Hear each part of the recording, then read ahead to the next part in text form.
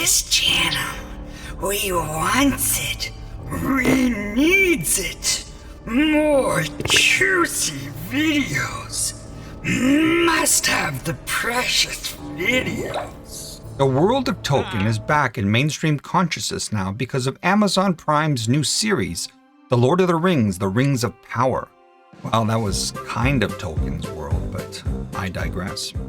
In today's video, we'll discuss some words relating to The Lord of the Rings, not necessarily into the proper names that Tolkien gave to all his amazing characters, but just a few everyday words that we take for granted. Tolkien was a linguistic genius, and he loved to delve deep into etymology and to linguistic origins to give his names hidden meaning, but some of these are a bit obscure for our purpose here. I'm just using Lord of the Rings here as a loose general theme to pull out several everyday English words that have either an interesting origin or little nuggets of interest. One does not simply make silly etymology videos. Gandalf, one must toil for decades editing and producing such a video, and even then, you may sadly gain 0 subscribers.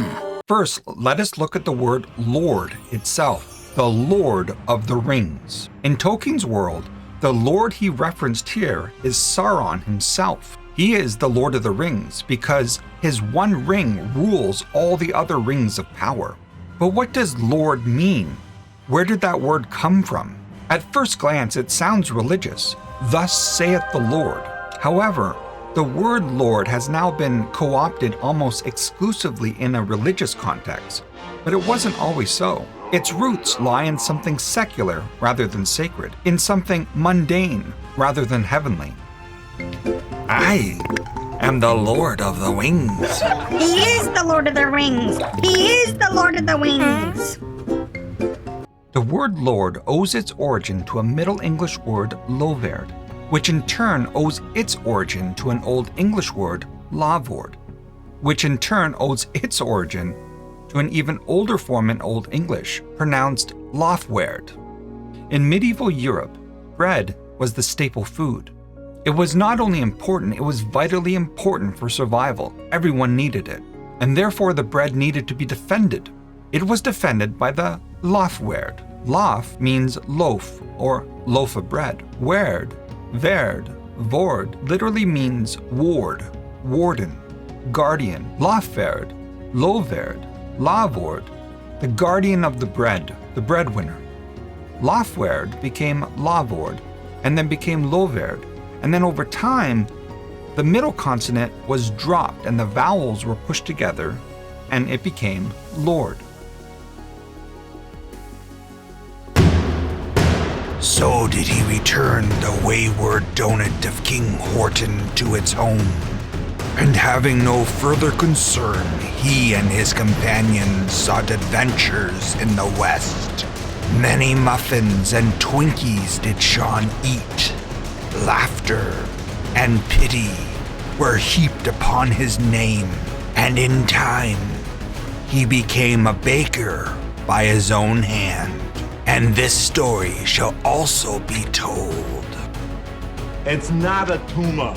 It's not a tumor at all.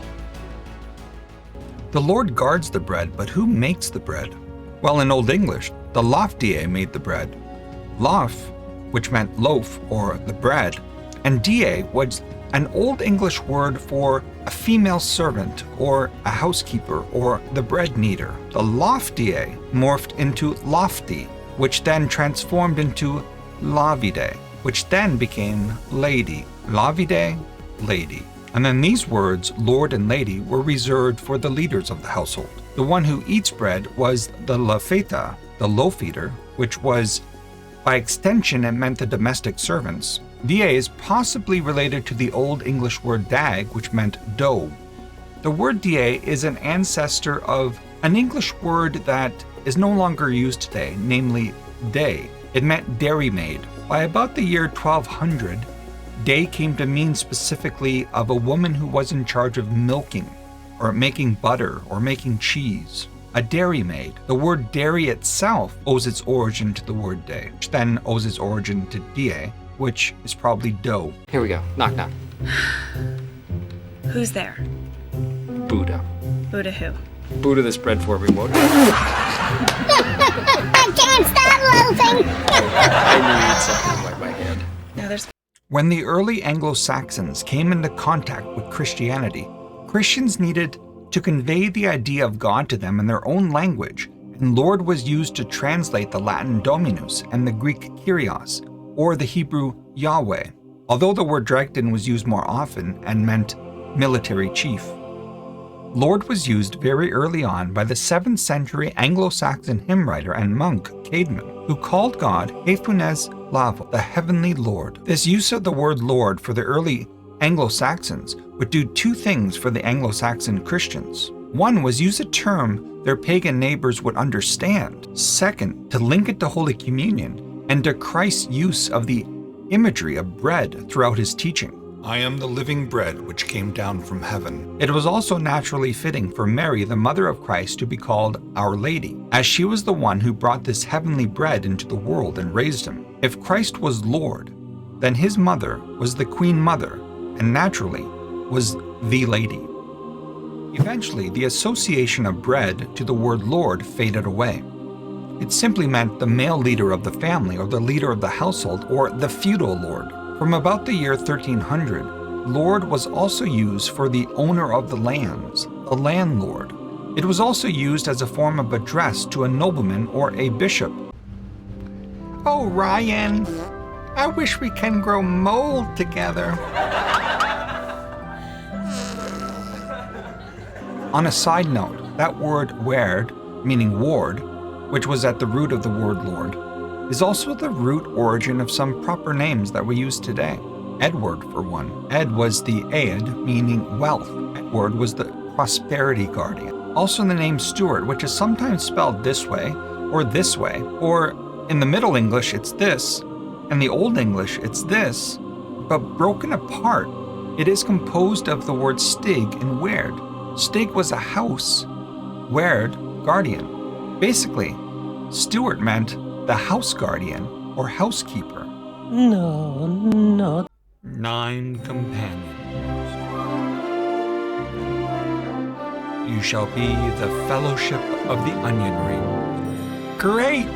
Can we subscribe now? Tolkien also used the word fellowship. Fellowship comes from the Middle English, which basically means companionship or a body of companions. This is how it was used in the late 13th century. A fellow is one who shares with another. The word-forming element, the ending ship, means a quality or condition, a relation between.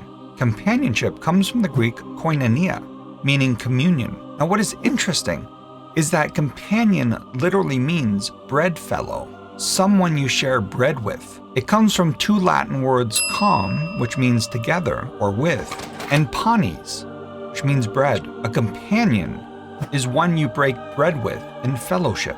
The word company is related as well, a large group of people or soldiers. Limbus. Elvish way bread. One small bite is enough to fill the stomach of a grown man. How many did you eat? 4. The word ring, which comes from the Old English herring, seems to have always had the meaning of a metal circlet, of precious metal, used as an ornament on the finger, and therefore its meaning has been extended to anything circular-like, a ring on a coat of chainmail. The boxing ring, which originally was a circle of people surrounding the boxers as they fought, although a proper boxing ring is usually a square. A ring of birds flying around a tree. A gang, as in an organized crime ring, to run rings around an opponent. Without pleasure, your one. Skip to the end. Have you the wing? Here comes my Wesley now. One of the main enemies in Tolkien's world were orcs. The word was not invented by Tolkien, but appears once from the 8th century work Beowulf, and then used periodically throughout the Middle Ages. It probably owes its origin to the Latin orcus, meaning hell. It was used in Old English literature to mean a hell devil, or sometimes a demon corpse. In the 16th century, orc meant sea monster, or devouring monster, or even ogre. Tolkien revived the ancient word and made it his own. So if you wish to join the fellowship of Wize to the Wordz, I urge you to like, share, comment, and subscribe to this channel. Hopefully, these videos are hobbit-forming. Are my jokes killing it? Will I be charged with first-degree Mordor? Just watch this video.